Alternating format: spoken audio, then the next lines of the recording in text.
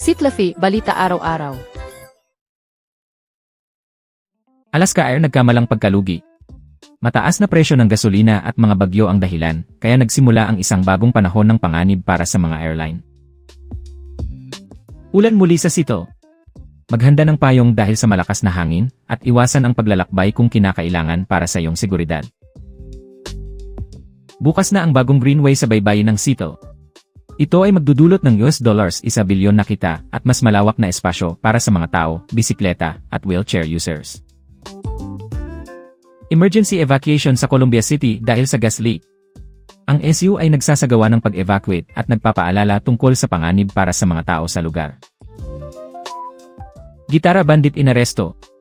Suspect sa pag-aksidente ng mga gitara sa Redmond Pawn Shop at ang aksyon ay naging viral sa social media.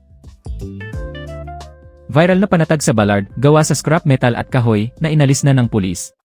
May natitirang tent pa rin sa lugar, ngunit ang kahalagahan ng seguridad ay naging pangunahing layunin. Isang linya sa -5 pahilaga muling bukas. Ang aksidente ay naging dahilan para magkaroon ng manatili sa daloy para sa kaligtasan ng mga driver.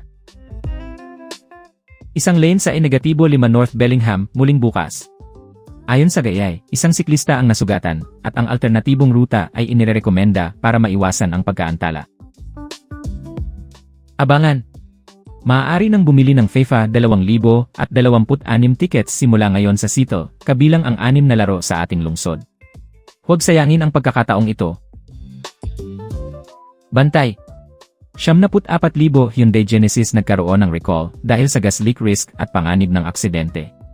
Ang seguridad ng mga driver ay ang pangunahing layunin. Sunog sa sasakyan, -5 Mount Lake Terrace, isang buhay ang nawala. Ang aksidente ay nagdulot ng malaking delay at pansamantalang pagkabara ng rampa. Nawala ang vintage costume ni Madonna mula sa Coachella. Inaalok niya malaking pabuya para sa pagbalik ng mga makasaysayang damit at ang mga manonood ay nagmamahal dito. Auburn Police. Ginamit ang teknolohiya para mahuli ang sasakyang ninakaw. Ang non-lethal force ay ginamit upang hulihin ang driver nang hindi magkaroon ng pinsala. 2 lalaking nakatakas mula sa pulis. Nagtapon ng gasolina habang tumatakbo patungo sa military base at ang kanilang sasakyan ay naging dahilan ng pagkakakulong. Bust! Isa sa 3 magnanakaw ng locker sa Planet Fitness na aresto matapos gamitin ang credit card para magbenta ng prepaid cards. $1,500 ang ninakuha.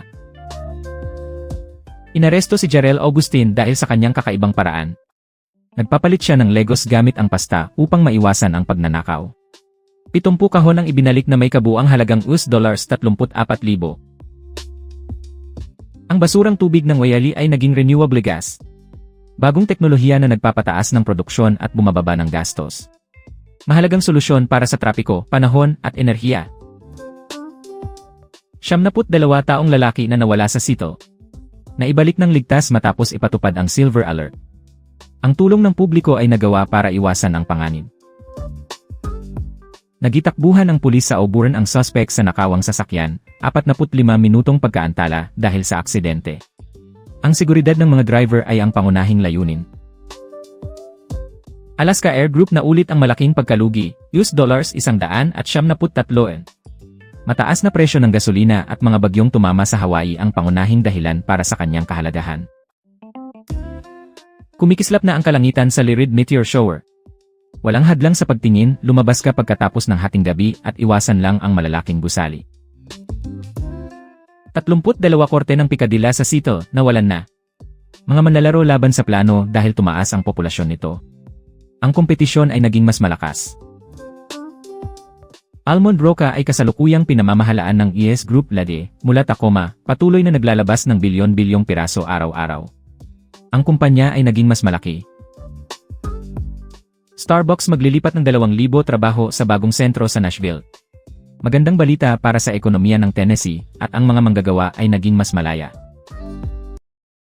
Starbucks nagbukas ng bagong headquarters sa Nashville. 2,000 trabaho para sa mga Pilipino na naghahanap ng oportunidad sa VIA.